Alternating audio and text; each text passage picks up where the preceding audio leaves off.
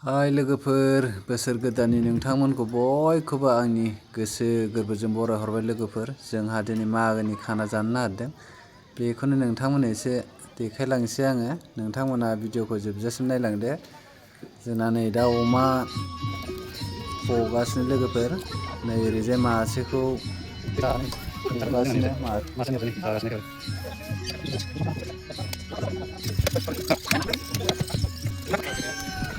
लोगोफोर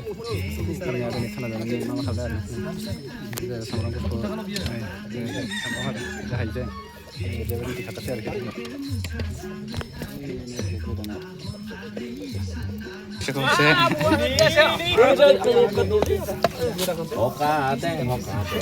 नै लोगोफोर, बियो जों गामिनि बुरिस्ता दैमा आरोखि ना लोगोफोर। नै जा समायना स्राय स्राय बोहैखाथारो जोंनिया गामिनि दैमाया। नै बरिया आरोखि ना। नै बैयो जाहैबाय बुरिस्तानि दालां लोगोफोर। ओइ नै जों गामिनि दालां, बियो पानबारिनि बुरिस्ता दै बारग्रा दालां दै लोगोफोर। नै जों गामिनि ब्रिज, बे बुरिस्ता मानासनिफ्राय फैनाय दै बेयो लोगोफोर। नै जा बरियाखा। नै जों गामिनि दैया गोसोबायदि दुगैनो हायो, गोसोबायदि ना हमनो हायो आरोखि। बेयाव नोगोद ना मोनो दै लोगोफोर बेयावनो। नायलांबाय था लोगोफोर भिडिअखौ, मागोनि खाना जानायनि दै जोंना भिडिअआ बियो। नागालेण्डआव थांबाय माबायाव लखिमपुराव हरसे थादों। ओमफ्राय जरहाटआव हरसे।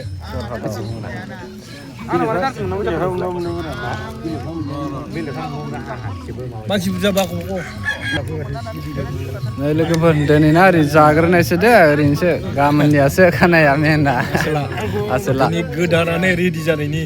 जानायनि रेडि खालामजोबखानानै लाखाबाय आरोखि ना। नै जोंना दालाङा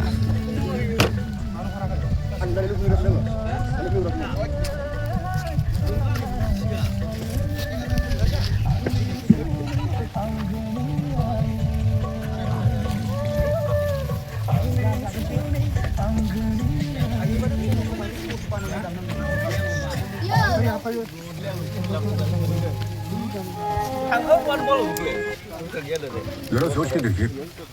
आपके पास कुछ ऐसा है जो आपकी दुनिया बदल सकता है। नै लोगोफोर, जोंहा दा टमेट' हागासिनो बिथिंजाय पार्टिनि हानाया जागायजेनबाय आरोखि ना। नै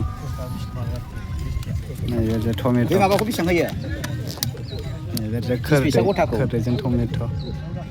ओरैबायदि दं माबायाव संगासिनो जोंहा। नै लोगोफोर, दा जोंहा अमा संबाय बेयाव। नै सारायाव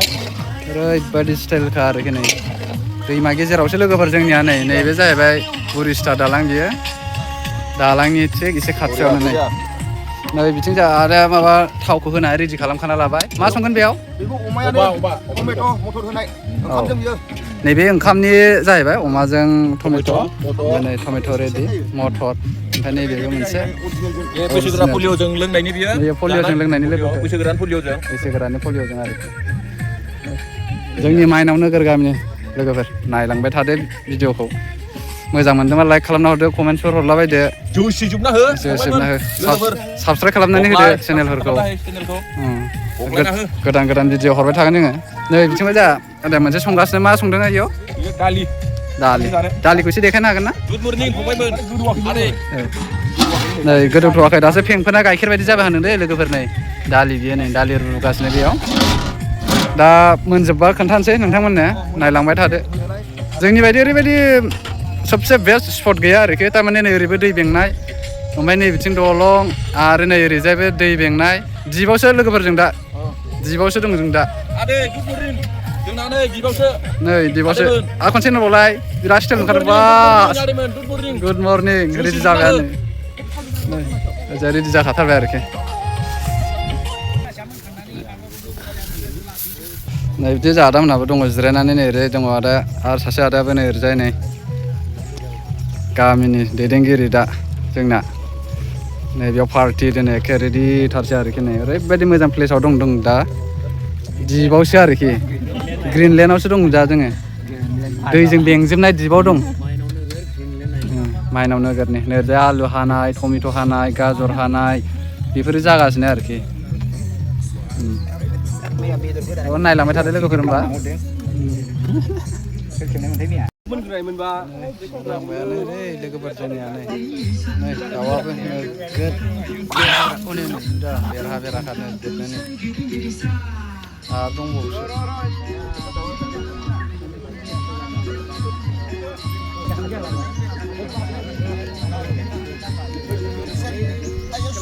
नै रायजोफोर मिथिगौ दिनै जोंहा माने गोदान हाबगोन आरोखि ना बेखौनो एसे देखायफानोसै नै ओरै दाउआ ओरै एसे देखायलाय एखे दाउला बेराखा आरोना गोदान हाबदों जोंहा दिनै न'खरनि गोदान हाबदों आरोखि ना रायजोआव माइनाव नोगोर गामियाव बेखौनो नै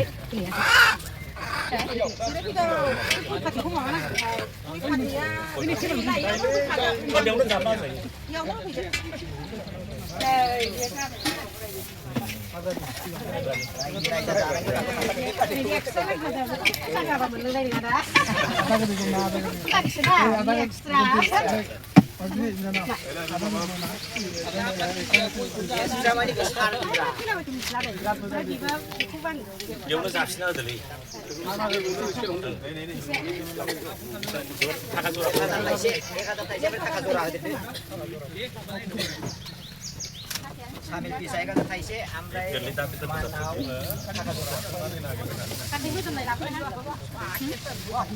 दिनै मागोनि 1 थारिखआव गोदान हाबदों आरोखि ना रायजोआव लोगोफोर गोदान हाबदों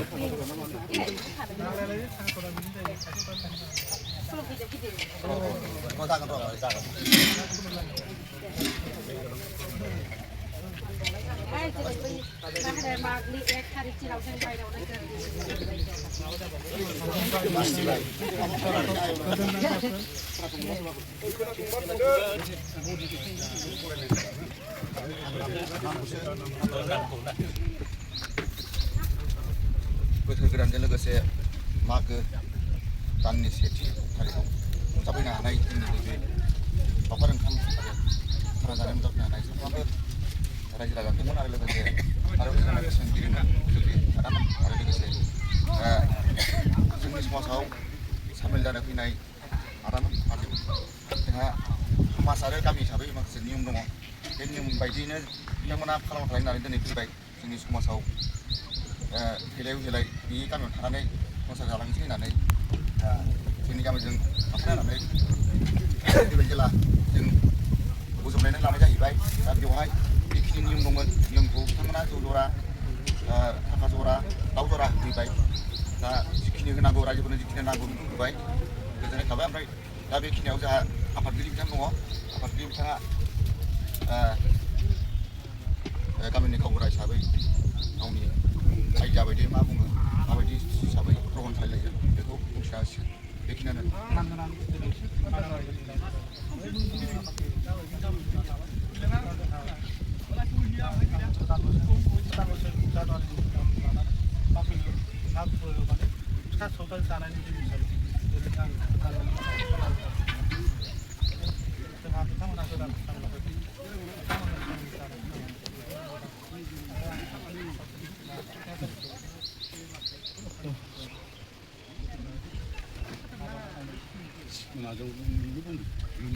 दानिया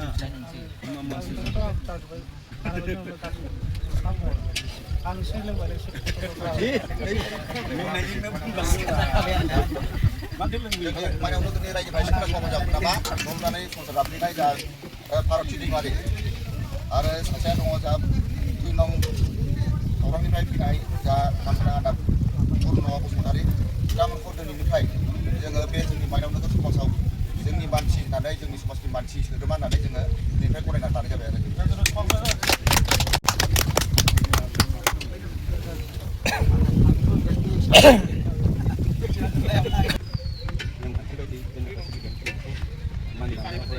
राजि दा बेखिनियानो आरो जों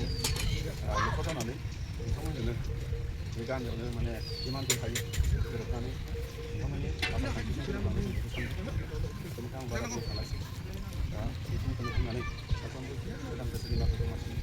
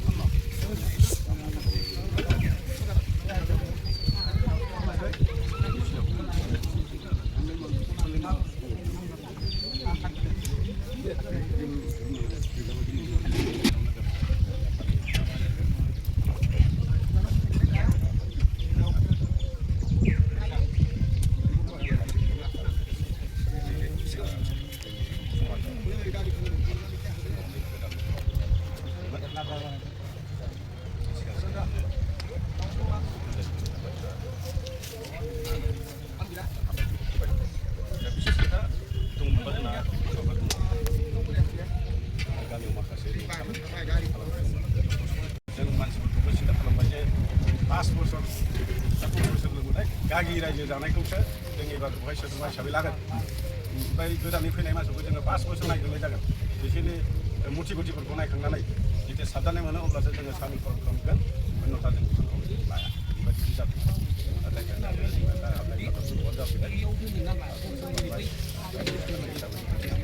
मिथिखाजोबनाय मिथियैखौसो जों बांसिन मदद खालामनो हानाय दा बेवहाय नामाथाय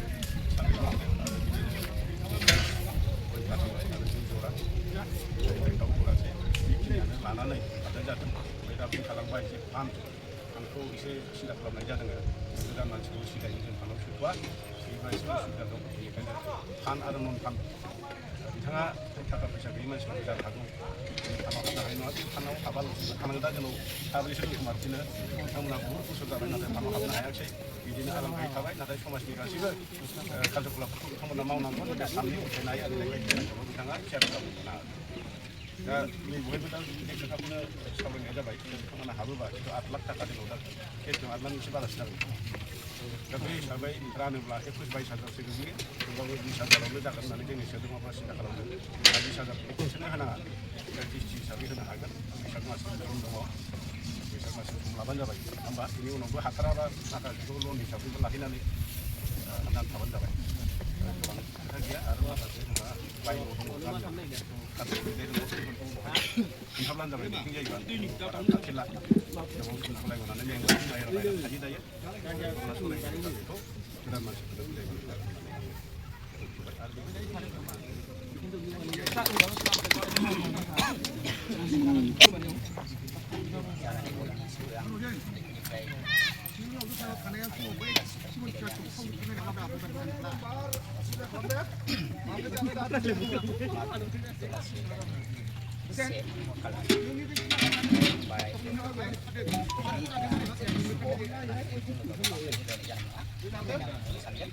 जोंहा बोसोरै माइनावनो फैदा बे जायगायाव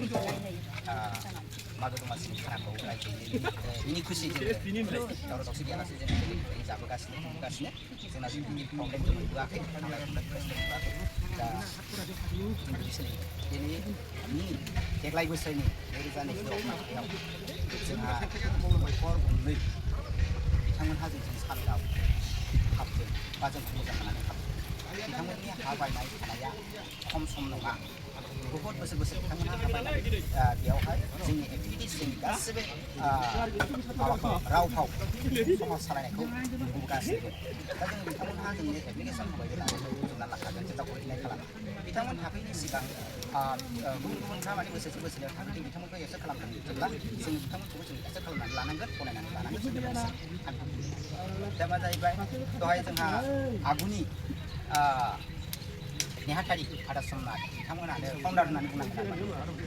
फाउन्डार बिथांमोनहा बे माइनाव नोगोरखौ जों बोरैहाय मोनसे बर' समाज खालामनो हायो बेखौ सिन्था खालामनानै खामानिखौ मावबोनाय जादों आरो बिनि उनाव बिथांमोनहानो सालायबोनाय ओरैबायदि मोनसे समाज दाबाय जेला मोनसे संबिजिर आयेन खान्थि थाखायो बे संबिजिरखौ बिथांमोना दानानै होदों बे संबिजिरा जोबोद मोजांमोन दा दिनैबो दङ होननानै आं बुंनो हायो बा बुंगोन बे संबिजिरजों जोङो दिनै बै समनिफ्राय बे समाव जोङो आदामोननि आमोलाव तेर'गिरियाव जोङो द'जौ खरि खांनानै जोङो खोनादोंमोन ना 200 जेनेरेलाव जाहैदोंमोन नामा बेबायदि खांनानै बानायबोनाय जाहैदों आरो ओमफ्राय बे आदामोननि समनाथनि जाखांनायनि उनाव ओमफ्राय आङो जेनेरेलाव आङो माबानो मोनबाय आरो अब्ला बुरजा जाबाय आरो जोंना समाजा बुरजा जाबाय आरो बेयाव 21-22 डिग्रि जाबाय आरो आङो 6 बोसोर 7 मास आङो बे सेक्रेटारि बिबान लानानै आं गामियाव सामलायबोदोंमोन ओमफ्राय दा बिदिनो फैयै बिथांमोना बयबो बिदिनो फाला सालायबोबाय आंबो नङा आरो दा नै बे पर्जायाव बिथांमोनखौ फंबाय अनदों बिथांमोन सालायनाय गोदान सोद्रोमा जोङो हाबफैदों बिथांमोनखौ जों थाखाय फरायनानै लादों जोङो साफ्रोमबो जोङो बेबायदिनो जोंनि माने नोगोराव साफा हा दङ बायनानै थाफैदों बिथांमोना समाजाव हाबनो नागिरदों जोङो सम सिमाखौ जोंनि लिरखानाय बायदि संबिजिर बायदि जोङो बिथांमोनखौ जोङो सोगोन होननानै आं आंनि दैदेनगिरिखौ बुंदों दा आं बाराखौ बुंला बिदिनो जाहाथे ग्रोम जों माइनावफोरा जेब्लायबो जै मोयै बयबो खौसे नासयलायनाय गैयालासेनो जोङो बेबायदिनो हिनजाव हौवा गथ' गथाय लानानै जोङो बिदिनो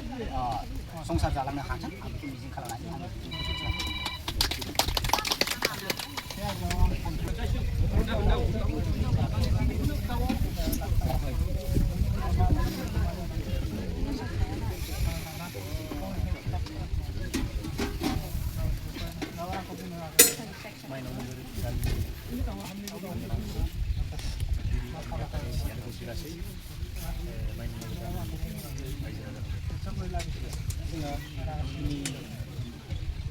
गोदानाव जायफ्रानो गोदान हाबो बिसोरखौ माबायदि गोहोम खालामनो नेमखान्थिफोरबायदि हाबबाय गनायनानै लाबाय आंबो माखासे दासिमबो गामिनि हाव भाव जेनेबा गासैबो बुस्थुखौ आंबो दासिमबो सम्पुर्ण माबाजोबनो हानाय जायाखै अब्ला जिखिनि नेम आइडिया बायदियै हाबदों जेरैबायदि हाबदों एखेयानो जादों बेनिखायनो जों गनायनानै लाबाय आरो जोंनि नेमखान्थिफोरखौ गनायनानै जों जेरै सोलियो दानि गोदान थानायखौ बेबायदिनो सोलिलांगोन बेखौनो माने मिजिंथिनाय आसा खालामनाय थाबाय ओमफ्राय दा नैबेफोरखौ मादैनि बेखौ एसे बुंहरखानानै जानोसै मादैनिखौ आरो जाहाथे उनफ्राव थाया मादैनिया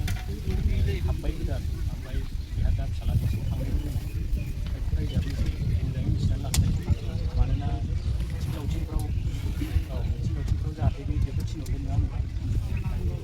रायजोफ्रा गासिबो मिथिलायाबो जानो हागौ फिसाला थांनाय सोलिलांगोन जाहाथे मादैयाबो रायजो सिङाव मिथिना लायो मिथिं दावथिंआवथ' हौवाफोरनि मावनाय दांनाय जानाय लोंनाय नङा होनबा दा बेयाव बर'बायदिया बुंनो हागौ बे बेजों सोलिजाखै बेनिफ्राय नुजाफै बेबायदि मोनसेफोरा बिदि जानो हागौ जाहाथे बेनि थाखायनो आं दिनैनि जिहेतु जि मोजां जोंनि मागोनि जानायफोरखौ बायदि रायजो राजाफोरखौ नुजाफैदों बेफोरखौ मादैया गुवारै आराम दोनथ'नानै जाहाथे आं बेजोंनो सिगांखौ फिसाजोंनो जालांसिगोन होननानै सानबायब्ला मिथिं दावथिं हक खामानि दामानि हक हाबा खेराइ हक बेनो फैगोन हौवाफोरनि जानानै रायजोफ्रा मोजाङै मिथिलायनानै लादो सानलायनानै लादो आरो ग्रहन खालामनानै लादो आं मिथिनायजों लोगोसे सिनायथिखौ आरो एसे मिथिनानै लानायखौ मोजां आरो सिनायथि होनायाव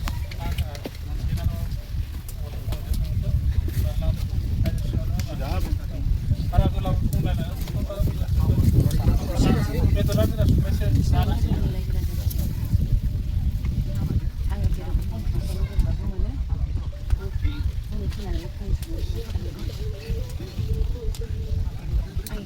रावबो गैया नालाय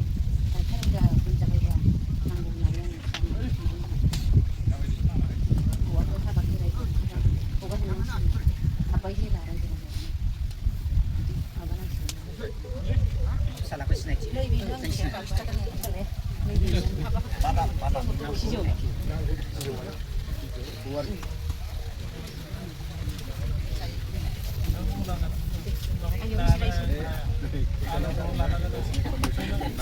आङो आफादगिरि जानानै जोंहा बे फंबाय आंनि फंबाय सुल्ताना माबासै ना हाबा जे नोङो बिमाखौ ग्रहन खालामनो हागोन हाया थैजासे फिनांगोन मानांगोन समाज जागोन होनांगोन बेखौ खोथा बुंहरदों आंखौ नों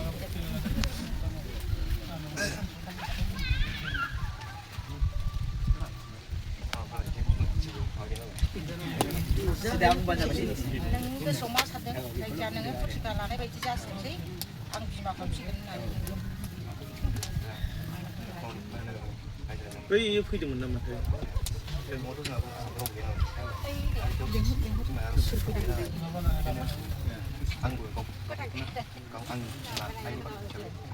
आंगो साननानै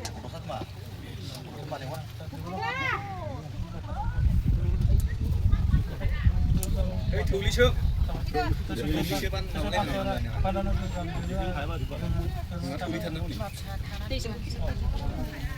थैजासे जों बेयाव थासिगोन होननानै सोरबा सोरबा माननो हाया aku mau komentar बयखौबो खुलुमदो नोङो बयखौबो खुलुमो नोंखौ सिनायदो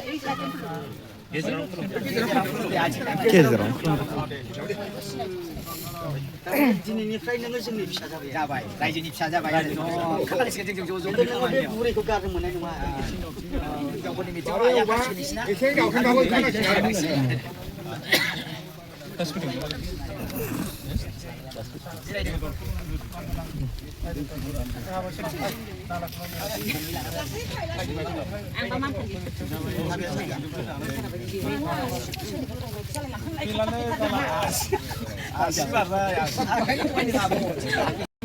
खाना जानाय अमा बुथारनाय खबराथ'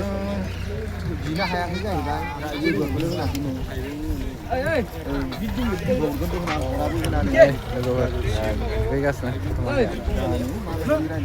बानलु राननाय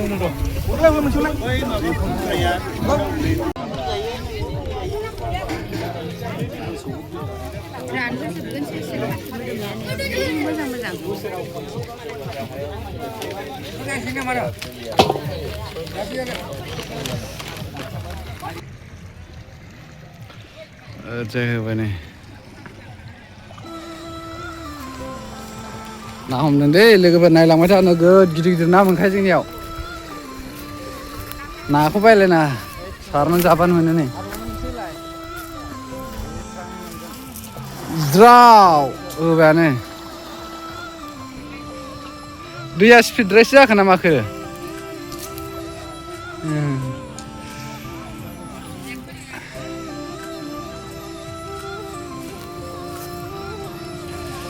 ना अन्थाइ मोनो नोगोद स्टेल स्टेल ना मोनखायो नै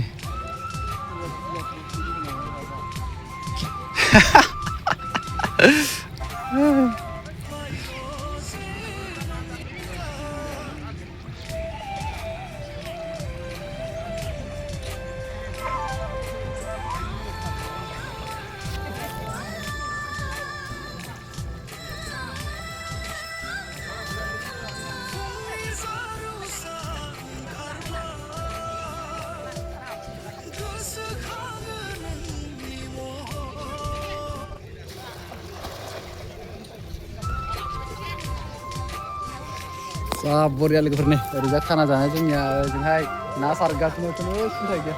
मोनबाय बारबाय गिदिरानो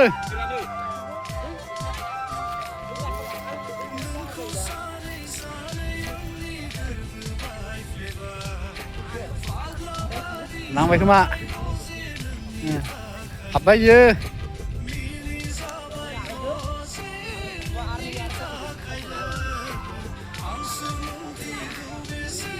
जा बरिया लोगोफोर नै जोंना ओरैजाय दरम ओरैजाय खाना ओरैजाय ना हमनाय जाय सोरखौ गोसो नाबो हमनो हायो आरोखि नै लोगोफोर जामा गाननि खाना जादों ओरै टुरिस्टफ्रा लाबाय ओमफ्राय नै ओरैजाय रायजोफोर बिबावसो आरोखि जोंना सिथोरखानो ओरैजाय ना हमदों ना सारगासिनो नै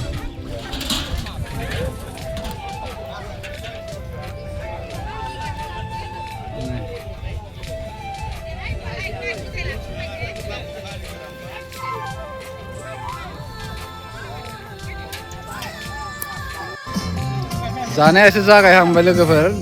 दा मोनथ'वाखै आरोखि दा ओरैनो एसे जागारनाय बियो ओरैजाय जवानफोर जागासिनो माखासे ओरै सिङाव जागासिनो जानै ओरैजाय नैयाबो सानैजों नै लोगोफोर मा कालार सिनायखाबाय जानांगौ मागोनि बियो मागोनि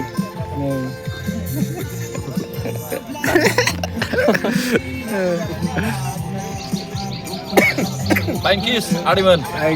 नायबाय थादो नै एसे मोनगासिनोसै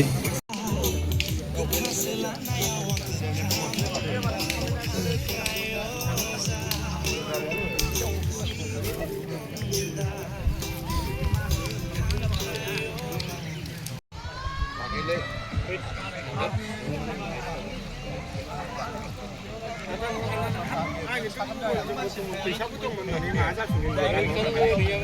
गावनोबो खायाबो आंहा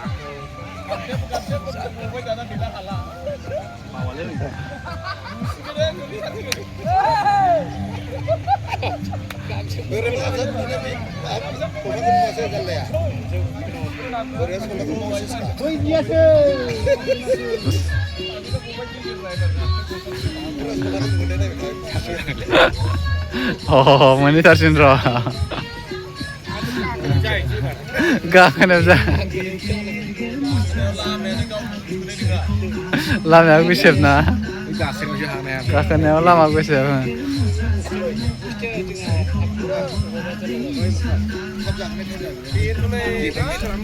दे मोनबायानो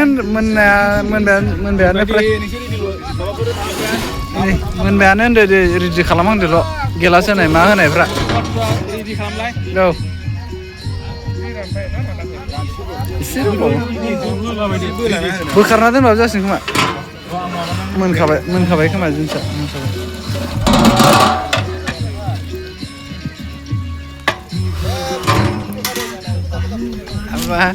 बोखोनो हाबागौ नोंसोर ओइ नै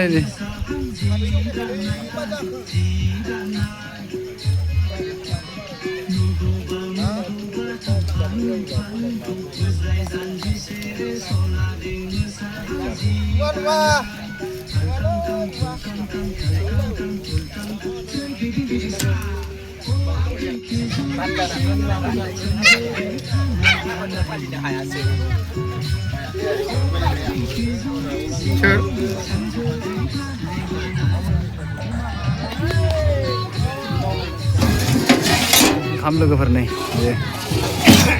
जानोसै आरोखि माखासे जाबाय बेदर दाउ डाबल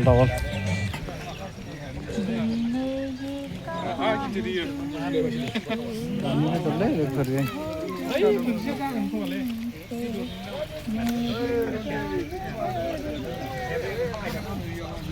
ओंखाम जानोसै लोगोफोर दा ओंखाम जानो रेडि खालामहांदों नै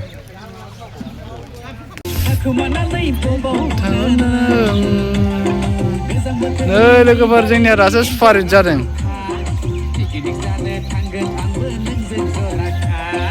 लागा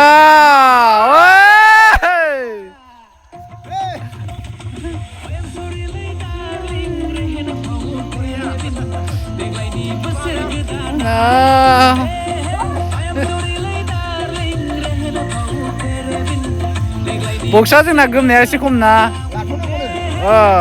दे दासो जादों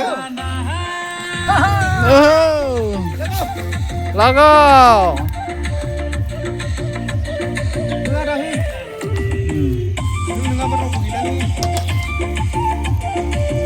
एसे हजम जानायनि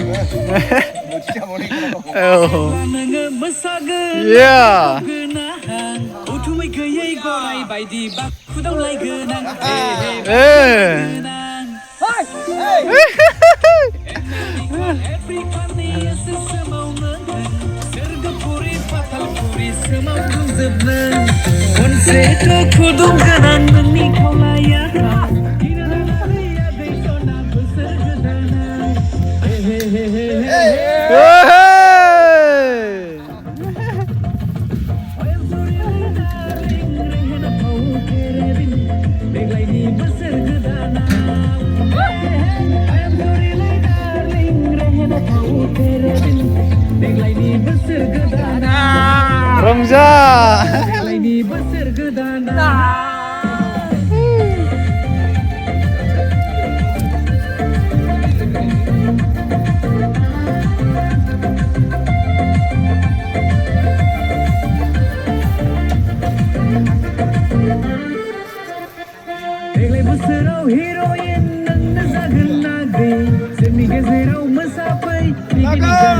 दासो बैसागो बायदि मागो बायदि जादों दा दे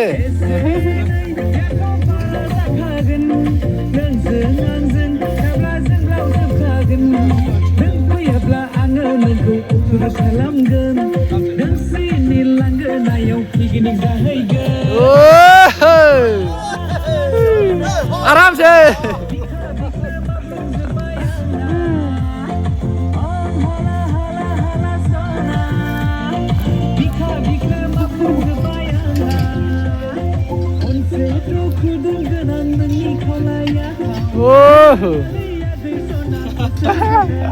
दासो जादों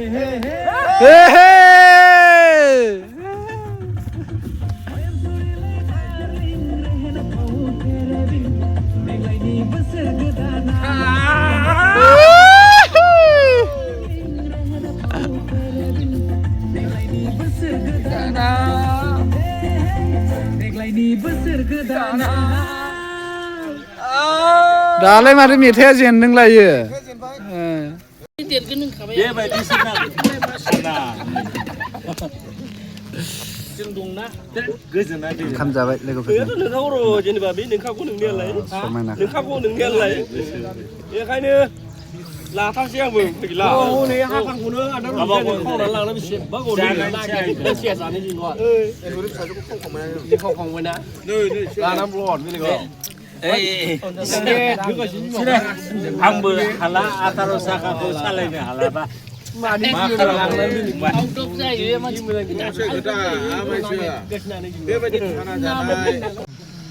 दा ओंखाम जाखांना फैबाय लोगोफोर आङो दा थांनोसै आरोखि ना नै नाहर जोंनिया बुरिस्टा दालांनिफ्राय ओरैबायदि समायना नुहुरो लोगोफोर खाना जाखांबाय दा थांनो ओंखारहांबाय थांनोसै नै बिथिंजाय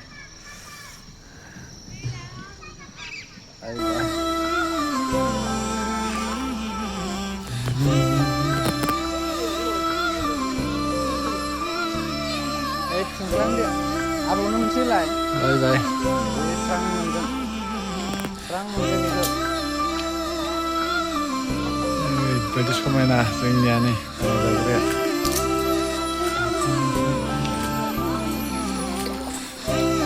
जायगाया देसोरफ्रा गाखोलांनांगौआ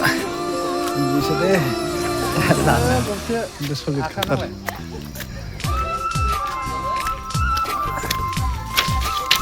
बेखिनियासो एसे ट्रेक जादों बेखौ एसे माबा अन्थाइ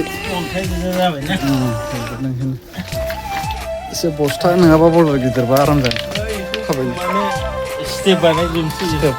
फुट फुटि बानायबा बस्था जाबनानै